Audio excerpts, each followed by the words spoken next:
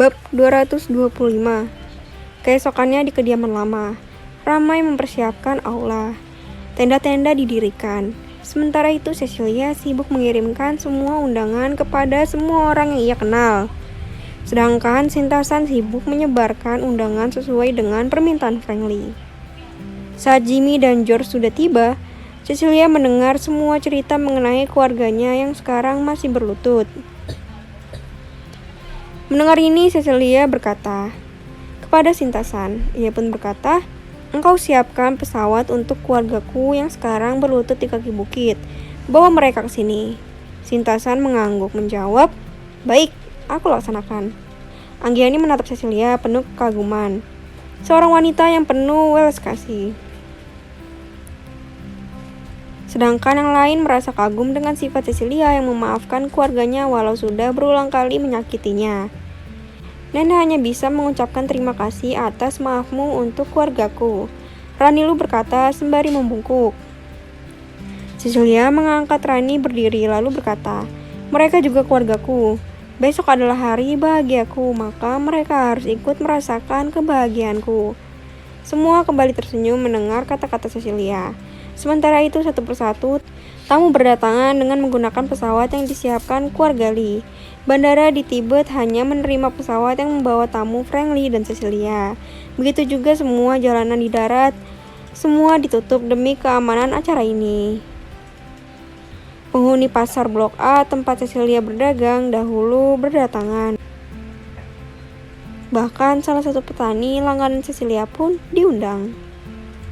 Melihat ini Lama tersenyum, begitu juga Tuan Besar Lem yang berkata, "Pesta ini untuk rakyat. Ia tidak hanya mengundang pembesar negeri, namun rakyat jelata pun diundang. Manusia yang tiada duanya, entah apakah yang kita bisa saksikan putranya nanti." Jawab Lama sambil tersenyum. Tuan Besar Lem mengangguk lalu menjawab, "Semoga kita bisa menyaksikannya, namun aku sedikit bingung dengan pernyataannya kepada leluhurku." Lama memalingkan wajahnya, menatap Tuan Besar Lem, lalu ia bertanya, "Apa itu?" Ia mengatakan, jika saatnya tiba, maka ia akan memberi tanda dan meminta leluhurku untuk datang ke tepi pantai di selatan negeri ini. Jawab Tuan Besar Lem. Mendengar ini Lama terdiam. Lalu ia berkata lirih, "Apakah dengan kembalinya dirinya itu berarti sudah waktunya?" Sekarang Tuan Besar Lem yang terlihat bingung dengan kata-kata Lama. Ia lalu bertanya, "Apakah Lama yang terhormat mengetahui maksudnya?" Lama menggeleng kepalanya lalu menjawab, "Ini rahasia Tuhan, aku tidak berhak menyebarkannya." Kembali Tuan Besar Lem terdiam. Jauh di Jiangling, Fendu yang sudah menerima perintah dari Anita Lu mendatangi keluarga Chu yang sudah 3 hari berlutut. "Nyonya muda, memaafkan kalian semuanya. Ia minta kalian pulang dan bersiap diri untuk pergi ke Lhasa." Suara Fendu keren. Georgie dan tetua keluarga Chu kembali bersujud lalu mengucapkan terima kasih. Mereka pulang dan mengikuti instruksi Fendu, bersiap diri untuk dibawa ke Lhasa. Saat semua selesai mempersiapkan diri, mereka berkumpul di aula menunggu perintah selanjutnya. "Bagaimana cara kita pergi ke Lhasa? Dengan orang sebanyak ini, maka kita harus mencarter pesawat," tetua Chu berkata. Georgie mengangguk bingung karena untuk mencarter pesawat membutuhkan dana yang tidak sedikit. Lalu ia berkata, "Apakah kalian masih memiliki perhiasan untuk biaya charter pesawat?" Semua menggeleng kepalanya. Lydia menjawab, "Ayah, perhiasan tabungan sudah habis untuk membayar karyawan kita." Mendengar ini Georgie terlihat semakin bingung, namun pada saat itu penjaga masuk lalu berkata, "Di depan ada Tuan Ye." Georgie bangkit bersama tetua berjalan ke arah pintu untuk menyambut Richard Ye. Karena mereka tahu siapa Richard Ye ini. Namun baru beberapa langkah Georgie sudah berhenti ketika Richard Ye sudah memasuki ruangan sembari tersenyum. "Selamat datang Tuan Ye," sapa Georgie. Richard tersenyum melambaikan tangannya dan menjawab, "Jangan terlalu sungkan, Tuan Chu. Aku hanya menjalankan perintah untuk membawa keluarga Chu ke Lhasa." "Ada apakah di Lhasa?" tanya Lydia. Richard Ye tersenyum menjawab, "Tuhan dan kakak ipar mengadakan pesta pernikahan mereka." Georgie kembali bertanya, "Apa maksudmu, Cecilia dan Frankly?" Richard mengangguk. Melihat ini, Georgie berkata, "Berarti berita bahwa pelindung negeri ini masih hidup itu benar?" Kembali Richardnya mengangguk. Melihat ini, semua wajah keluarga Lee memucat. "Kalian tidak usah khawatir, kakak ipar sudah memberi maaf dan meminta kalian untuk datang ke pestanya." Kembali Richard berkata karena melihat wajah orang-orang itu yang terlihat takut. Georgie tersenyum malu, lalu berkata, "Kami tidak memiliki dana untuk berangkat ke sana." Richard tersenyum menjawab, "Pesawat sudah disiapkan, mari kita ke bandara." Mendengar ini, keluarga Chu tersenyum senang. Dengan menggunakan 3 bis yang disiapkan Richard, mereka berangkat ke bandara. "Kakak, keluarga kita sudah berangkat ke sini," Rianti berkata sembari tersenyum. Mendengar ini, Cecilia pun tersenyum, lalu ia berkata, "Engkau siapkan baju untuk mereka." Rianti mengangguk lalu meninggalkan tempat itu. Bersama Anggiani, ia menyiapkan baju dan tempat tinggal keluarga Chu selama di Lhasa. Tamu yang berdatangan sudah memenuhi Lhasa. Semua hotel, semua tempat sudah penuh dengan para tamu, termasuk rumah-rumah penduduk Lhasa juga ikut menampung para tamu. Terlihat kekompakan penduduk Lhasa, saling tolong-menolong tanpa pamrih. Tamu terus berdatangan. Menjelang malam, keluarga Chu dari Jiangling tiba. Rani berdiri menemui keluarganya lalu membawa mereka ke tempat Cecilia. "Kami memohon maaf darimu." Keluarga Chu semua berlutut, tidak ketinggalan Lydia dan Georgie. Cecilia tersenyum melihat keluarganya. Walau bagaimanapun, ia menyayangi keluarganya ini. Lalu ia berkata, "Paman pertama, engkau bangkitlah, dan yang lain juga." Setelah semua bangkit, Cecilia kembali berkata, "Perusahaan yang baru aku dirikan di Jiangling dengan membawa nama keluarga kakek juga milik kalian, walau hanya 25% yang bisa aku bagikan untuk kalian. Jadi kalian semua harus bekerja di perusahaan itu. Nanti Sinta dan Rianti yang menentukan di mana kalian ditempatkan. Disesuaikan dengan keahlian kalian dan tentu aku akan membayar gaji kalian sama seperti karyawan lain di luar hak 25%. Bagaimana?" Mendengar ini, mereka yang sudah berlutut kembali bersujud. Lalu berkata, "Aku atas nama keluarga mengucapkan terima kasih padamu. Dan kami menyetujui usulmu. Dan sekembalinya kami dari sini, kami akan mulai bekerja." Mendengar ini, Cecilia tersenyum, lalu ia kembali berkata, "Baiklah, siapa yang memiliki prestasi maka ia akan dipromosikan sesuai dengan aturan di perusahaan. Jadi semua orang bisa berlomba-lomba untuk membuat prestasi." Kembali semua tersenyum. Setelah mereka bangkit dan duduk, Rani memanggil Georgie dan Lydia, dibawa ke ruang lain. "Engkau memang putra tetuaku, namun engkau tidak bisa memimpin keluarga ini. Apakah engkau berkeberatan memberikan hak kepala rumah kepada Jimmy?" Tanya Rani serius, karena di ruangan itu hanya ada mereka bertiga. Georgie tersenyum menjawab, "Ibu, aku sadar itu dan aku tidak berkeberatan."